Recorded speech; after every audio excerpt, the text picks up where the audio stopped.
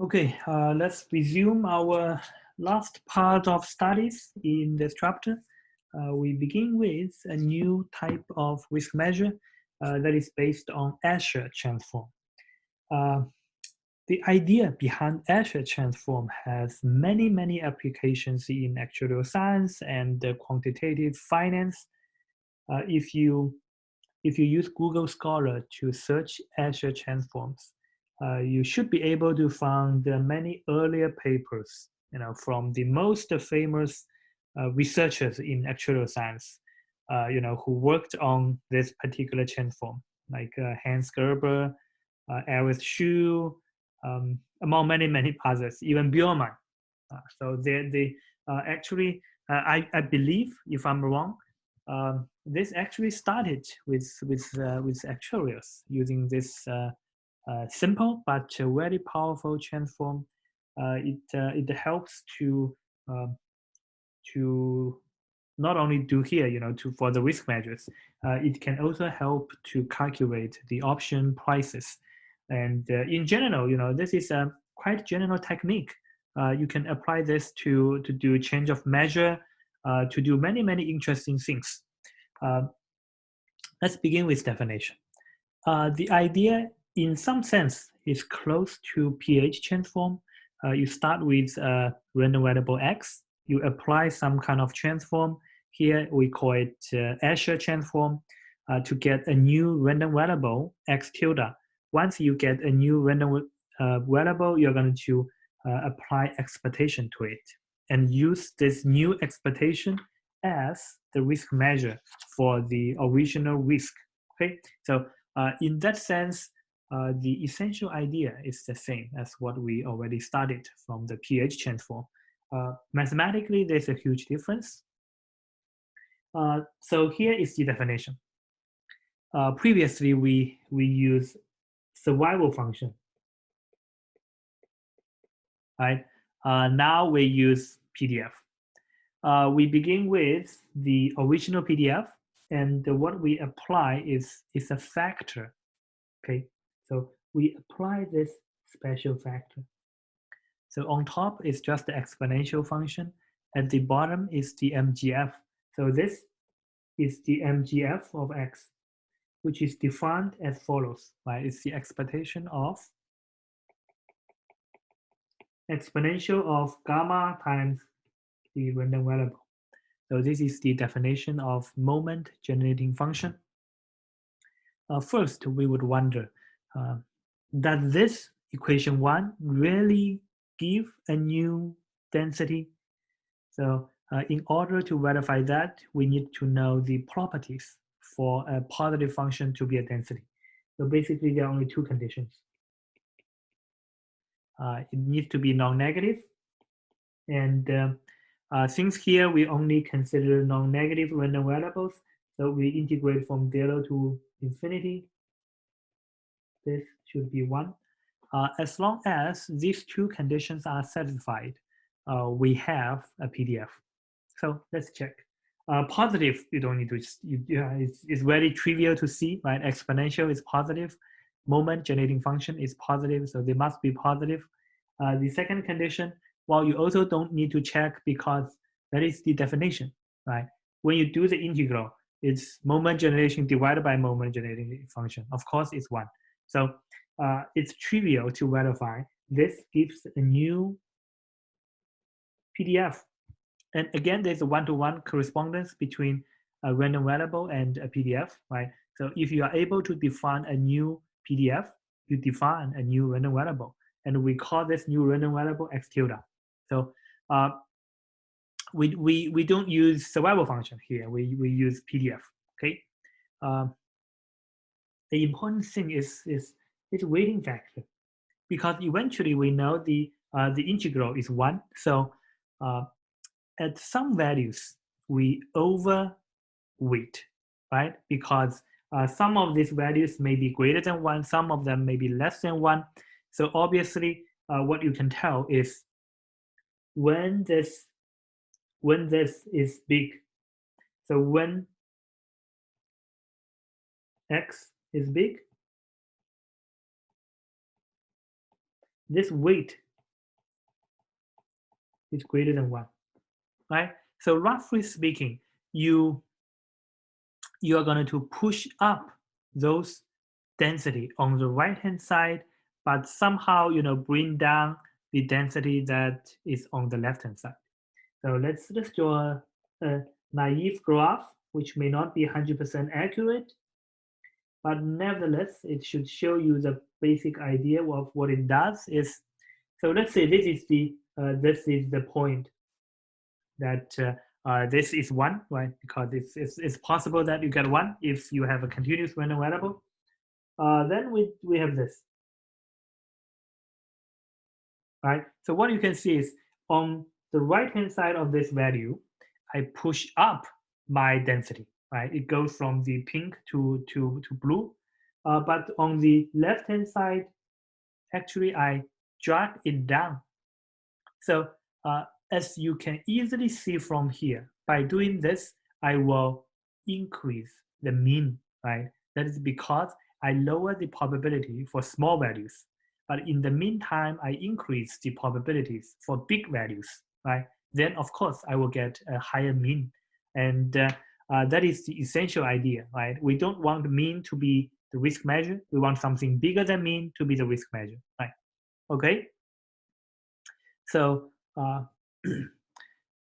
here is the computation or definition for the risk measure under the Esscher transform. So basically, we define the risk measure to be the mean of new random variable x tilde. Okay. We can show that this law in equation 2 is actually an increasing function of gamma. Although here, as you can see, it shows both here and here, so it's on both numerator and the denominator. So you will need to do a little bit careful work to check. But we do have this result. So the increasing function with respect to gamma, and because of that, we can kind of interpret this gamma as the risk aversion parameter. So the higher the gamma, the bigger the risk measure, right? Meaning for the same x. So some people will rank it more risky than others, right? That's exactly the economic concept of risk aversion, right?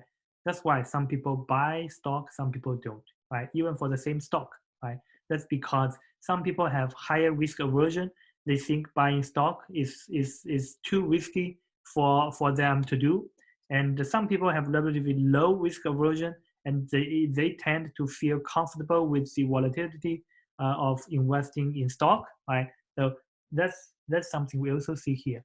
Even for the same risk, people with different risk aversion will come with different results. That's not somehow inconsistent. Actually, that is a good thing. That is what we observe, right? Even for the same risk, we tend to have different opinion. Our opinion represents our risk attitudes, okay? So now we have applying what we know from moment generating function, we are able to derive this. This is the MGF of the new random variable x tilde, right? So the first identity is definition. The second identity is using equation 1, is using the PDF, right? And then we have something interesting. This is a constant, so you can take it out. And then when we do the integral for this part, we immediately observe this is a new PGF of x, but at different argument, right? Or evaluated at a different number. It's gamma plus t. Of course, this will move up. So sometimes you may want to use this result, because eventually what we want is the expectation, and you should know how to get expectation from moment generating function, right? Pretty much you just need to differentiate, right? And evaluate at 0. With that in mind, this is actually a very hopeful result, right? It could save us a lot of time if x is from one of the known distributions, meaning you know the moment generating function, So let's use an example to better demonstrate what I just meant.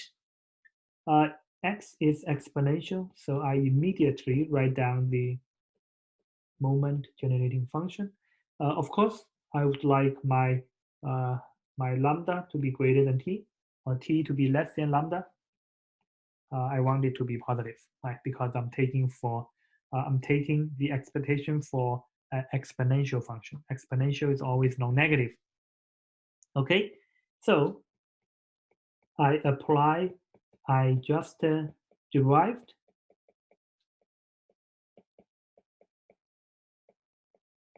Okay, so obviously lambda will be cancelled. So what I have is I directly write it. So this becomes my new moment generating function. Let's say I put a bracket, and now let's compare these two. What do you discover?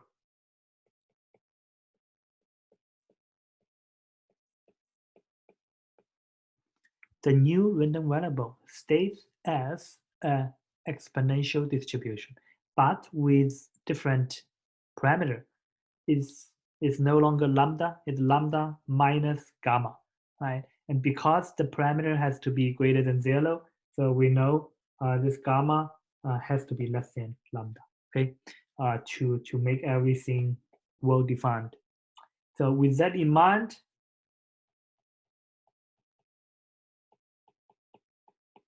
I can say this is a risk measure. That is simply divided by this, okay? That is because I used the condition that this is exponential distribution. But in most applications, we don't know this. It's not we don't know this is exponential. It's because this may be something special, right? It does not fall into anything we can recognize. Okay. In that case, what we can do is we differentiate. So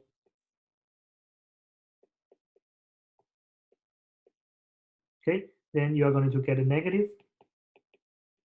Then the negative again, so cancels, right? So this is the first derivative of my MGF. Then I know my expectation would be the first derivative evaluated at 0. So I plug in 0 for t, not lambda or gamma. So it would be right. So I get the same result. This is actually likely more helpful because I probably will not give you another exponential for you to work with, right? I will give you something slightly more complicated. I test you whether you are able to do the computation for MGF, because here, everything lies down here. If you know the MGF of the original X, you can apply this nice result to find the MGF of the new random variable, and then you differentiate, evaluate 0, your job is finished. Right? So that's why Esscher transform is very neat in terms of mathematics, and the exponential distribution helps a lot when you move around. It's very nice. It's positive, and it has some nice features in differentiation. In general, it's just nice. Okay, and of course, this is just obvious, right? This is the original mean. Okay, that's all you need to know by the risk measure on the Esscher transform. For homework, I might give you something slightly more complicated to work with, but you apply the same thing here, the same results, meaning this result inside the box is very important. So now let's conclude. By concluding, we begin with something rather general. It's called distortion functions. So the idea is motivated from what we just studied in pH transform and Esscher transform, right? So we know what we do is we start with the risk, something we are trying to measure its risk, and then we apply some kind of transformation to get a new random variable, which is closely related to the original risk, but different. And then we simply use the expectation of this new random variable to be the risk measure of the original risk. So that is the idea, right? That means the first step is really the key, right? How you construct this new random variable is really the key. So we study the general distortion function here. pH transform, Esscher transform would be special cases, okay? So what we do is a distortion function is non-decreasing, and it maps 0 to 0, 1 to this is a typo. So so let's see what it should be is 1 is 1, not 1 is 0. So there's a typo, please correct it. So what you do is previously, so for instance, what is pH? Right, in pH, this is what we applied. It's a power function, and the power term is positive, so it's non-decreasing. It maps from 0 to 0, 1 to 1, which is very obvious. That's why pH transform is a special distortion function. Okay, so with this basic idea, we define the new survival. So this is the survival function of the new random variable we are trying to construct. It's very easy to show this is a survival function because if you differentiate, what you get is g prime times fx prime, right? G prime is non-negative. This is negative, so it will be negative, right? So it's a non-increasing function. If you want, you can put equality, okay? And it maps 0 to 0. So S0 is 0, so it's 0. S0 is 1. S0 is 1, so G1 is 1. S1 would be GS of infinity. So when you take infinity, of course, in some cases you have the maximum. Then you put a maximum. S infinity is 0. G of 0 is 0. So perfect. All three conditions are satisfied. So this is indeed a survival function. So from there, we easily know what we need to do, right? We just need to take the integral for this new survival function that gives us, this is actually the mean of x tilde, right? So that's the definition, okay? Mathematically, this works perfect is because not only, it includes pretty much everything we studied so far, it even has this nice theorem, right? Remember, VAR is not coherent, right? It does not satisfy sub-additivity, but TIVA is coherent. And in many contexts, we tend to think coherent is a nice thing. And according to this theorem, all you need to do is to apply a concave function. So what is a concave function? This is a concave function, right? Of course, it shouldn't go up or go down because according to this, it should be non-decreasing. So let's remove this part. Right. So this is a non-decreasing and it's concave shape, which means some people call it concave down. So you have the downward shape. Once you apply this, you get a coherent risk measure. So that's very nice property. So here I give you a list of pretty much what we studied. This is a trivial case, meaning you don't do any distortion. You keep the original one. Then what you get, obviously, is the expectation. Right? Expectation is a candidate for risk measure. Here we have the pH transform. Right? We already studied.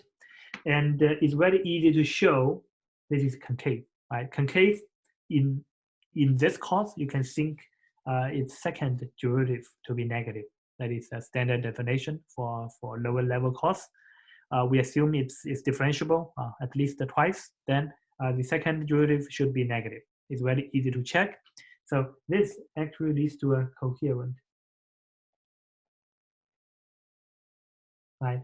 According to the theorem 2, this is coherent. This is a coherent risk measure. So pH is actually good. Next, let's take a look at VAR. VAR is slightly different. Okay, it's actually a 2-point distortion, which is not surprising, right? Because in the world of VAR, it's either yes or no, or good or bad, right? Less than VAR, good. Bigger than VAR, bad. So that's why we apply here. If it's greater than VAR, it's bad thing, we assign 0. It's good, assign 1. Of course, the reason why we assign 0 and 1 is because of the condition from of a distortion, right? You know, at the end, you want this to go 0, right? And then on the lower side, you want it to be 1 because at least when x is 0, it should be 1, right? So that's why there's only 2 points. But TVAR is different, right? The same thing for here. This piece, they are the same. That's because both only deal with the right tail. They don't care about the left tail. Anything less than VAR, they don't care, right? The difference lies in the area that is bigger than VAR, right? So in this case, if we directly use VAR, then we assign a single value. Anything greater than VAR is bad. Okay, we don't really distinguish whether 200 is worse than 100. Okay, but here for TVAR, we distinguish. For x greater than VAR, we actually apply this, right? So the further you go, the smaller you get, and eventually it gradually reduces to 0. But it does not directly jump from 1 to 0. Well, it reduces. Okay, so of course it will be 1 here, and you jump to the next level, and then somehow you gradually decreases to 0. But here directly moves from 1 to 0. Okay, I leave it as an exercise for you to actually check. Okay, this is the case. Finally, we introduced the last one. It's called the Wang's transform. This is a very special case. It's developed by a well-known researcher in actuarial science. Wang developed a few many results, nice results, well cited in the literature, actually from the pricing point of view. But of course, pricing and the risk measures, they are very connected, right? So here what we apply is a very special function. So this phi is the CDF of a standard normal. So it does not give you an explicit form because you will not be able to do the integrate with normal density.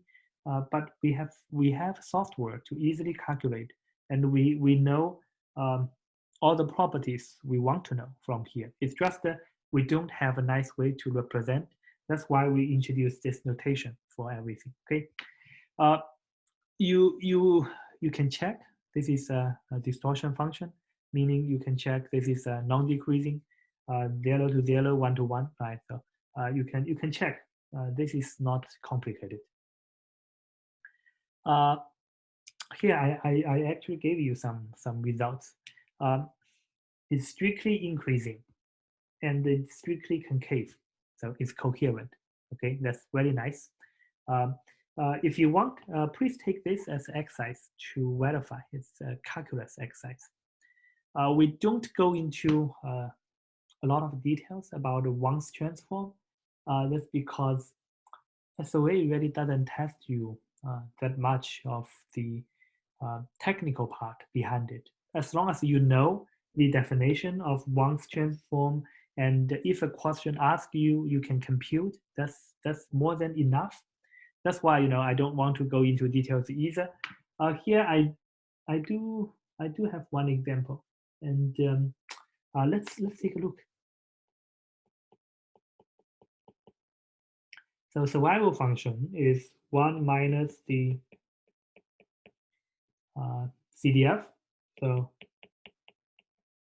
by the standard normalization, this is what we have. And because standard normal is a symmetrical distribution, so 1 minus theta of this equals phi of negative the value. So you just need to draw a PDF, then you will see why. Okay.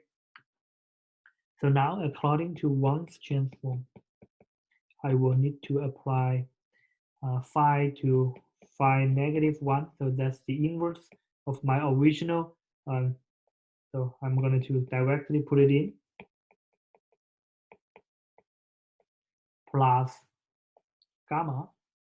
By the way, you should take a look at this gamma. Gamma here is greater than 0. That is important. That's why I can claim all this. Okay. The inside, they are the inverse functions, so they kind of cancel each other, right? So again, it's you can put everything into negative. So let's take it out.